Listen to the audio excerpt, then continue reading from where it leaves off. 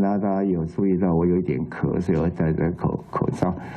然后第二天早上就发烧了。疫情中心指挥官陈时中记者会上自曝发烧咳嗽。发烧了以后，我当时觉得说我要在隔离呢，在家里隔离哈，那还是怎么样？然后还是请教我们的专业人员，他是建议我说先裁剪一下。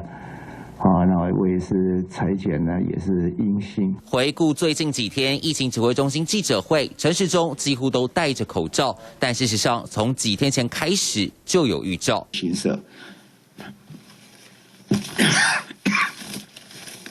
入境后一律住集中检疫所。公布染疫医师和护理师足迹，陈时中1月13号在记者会上实在忍不住，赶紧拿着纸巾咳嗽。事隔1天。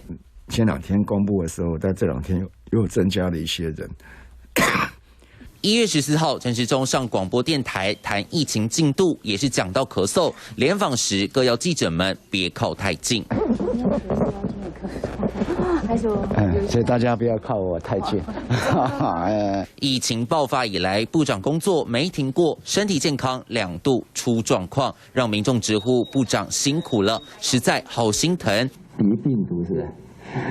就一般的也不是流感哈，我筛检过两次哈，那我上次有一次也病得很厉害，那次也算是蛮严重的，所以那次也惨。不过好在不是感染武汉肺炎，2次采检都是阴性，也让台湾人松了口气。三选郭轩群星报道。